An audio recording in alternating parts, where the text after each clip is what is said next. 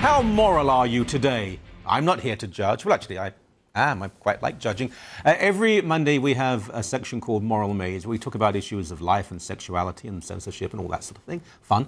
And a lot of the issues that maybe don't constitute an entire segment on their own, but they need to be addressed. And I've said this before, largely because the other networks won't. They'll pretend that they don't exist at all. And we alternate people who come on. And Alissa Golob from Campaign Life is here this week, and she's very well.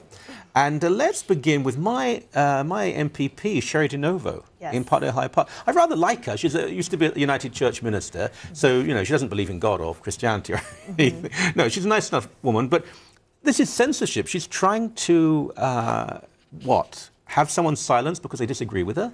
Yeah, well, I mean, the FCP, the Family Coalition Party, was exercising their democratic right and freedom of speech, to pamphlet her riding because she sponsored, as you know, Bill 33, the bathroom bill as it's pegged, which did pass. And they basically had a placard of a stick figure of a man peering over the bathroom stall and a little girl on the other end saying, repeal the bathroom bill. And they delivered 2,500 postcards, and Cheri DiNovo threatened to sue, say that it was a huge hate crime against the transgender community. Transphobic and hateful piece of literature. I mean, there's nothing worse than transphobia. Oh, exactly. So they said that it's not trying to target the transgender community, obviously. It's just trying to, you know, to publicize those who may abuse this bill in perversive ways, like peering over or, you know, entering into women's washroom. And who are we going to say that, who's to say that they won't do that? Yeah, exactly. And Toronto District School Board recently made an announcement that anyone who was transgender, any student or staff who is transgender can use any bathroom that they like. I'm just looking at the picture now on the screen, and I have to admire the agility of the trans person because, you know, he, she, what, is climbing quite high, and the poor little girl in was that pigtails or ponytails? Pigtails. I always get them wrong, you know. Ponytails won. I'm sorry. Look at me getting it wrong again. So, you know, Cheri DiNovo doesn't like this. The solution is to say, I don't like this, and rip it up if you see it. But she wants to sue people. She proposes a radical piece of legislation that changes the nature, really, of how we're allowed to live. And when someone opposes it, they should be silenced and sued. Yeah, exactly. And she even said this is going to change, you know, the nature of Ontario and how we view this, you know, this type of behavior. But it makes me, as a woman, and I'm very uncomfortable to think that these men can just use these washrooms whenever they please, let alone like my little siblings. So.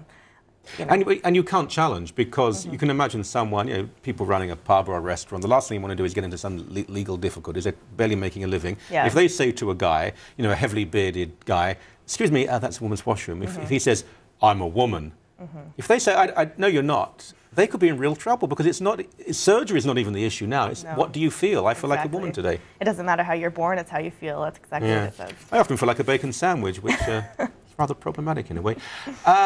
Robin Tomlin gets apology for gay slur in yearbook 42 years ago. Yes, this one is quite hilarious. I plan on doing the same to my high school. I mean, I went to a public high school, and people often made fun of me because I was Christian or opinionated or pro-life. So I plan on, you know, going back for an apology maybe in like 40 years. I mean, he's now retired and ailing. I'm sorry and all that, but he finally got an apology for yearbook slur, which included the word fag. Apparently, well, it shouldn't have. But we've moved on from that. Thank goodness. We don't use those words generally. But that was 42 years ago. What year was that? I'm trying to work it out. A long time ago. Yeah. I mean, you know, in a sense, good for him for, you know. Is it though? In a sense, like if you're really that offended and you're going to hold on to a grudge and maybe stand up for, you know, what you believe in, then I guess. But I mean, to hold a grudge for that long, and obviously it had nothing to do with the school. It wasn't the school, and the school's the one who issued the apology. It was a bunch of dumb students who were on the yearbook committee. Like. Kids say dumb things about each other. 42 years ago, the N-word was routinely used. Black people were treated like animals. They were castrated if they ran away. They were owned by gay people, amongst others. I mean, gay people were slave owners. They're not asking for 42 years ago, can you apologize, please? But this guy gets it because you know why. If you mention the gay issue, and I'm offended, the school, of course, apologized. Yeah, if it said fatty or nerd and somebody brought this up, he'd be laughed at. Of course. But because it was fag, then it's a huge story in the media. And I mean, word was wrong, shouldn't have been used, but I think we've probably grown up, or maybe some people haven't grown up.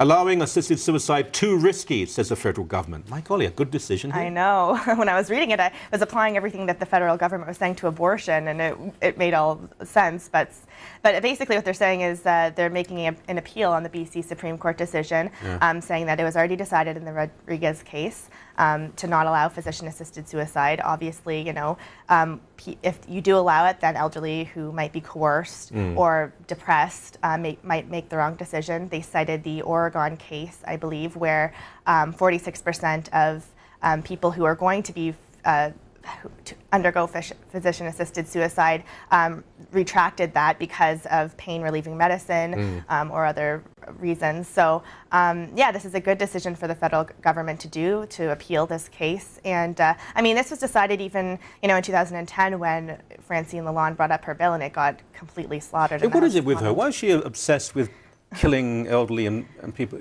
I don't know, but I would not want to be known as that type of member of And if you've got a bad headache or a cold, do not ask this woman to your house, because I tell you, we need to clarify this. This is not. No one should be living in pain, and we can control pretty much all pain if we put enough investment and money into pain medication and end-of-life care and so on. And it's not saying that we will not allow people to die. You can not artificially maintain a life. That's not euthanasia. This is direct intervention to end a life, or saying you're not going to get any water at all and you'll die a horrible death. And if you say to a doctor, and the first thing a doctor says is do no harm. If you say to a doctor, you're now in the business of killing people too, you change the whole relationship between doctor and patient. Well, I mean, isn't that what abortionists do, or doctors who give birth to babies and then right next door kill them? I agree. I mean, it's a slippery slope. It's what's already happening, and with the euthanasia and doctor-assisted suicide, it only becomes much worse. And you know, when, as much as animal lover as I am, when animals are euthanized and people find out about it, they get very upset. There's lots of campaigns and people crying on TV. When it happens to human beings who could be saved, then it's, oh, wow, it's whatever. Yeah. And it's sad to read these stories. Like I was reading one when I was looking this up, where this lady, there was 20, doctors and nurses in her room because she didn't want to die alone. Well, wouldn't it have been better if she had died with her family naturally, all by her side, instead of this physician-assisted suicide where, she was with all these people she didn't know? It just breaks your heart. And, what a story. If there were that many people with her, they couldn't care for her. And as always, a great pleasure. Thank you very much. Thank you.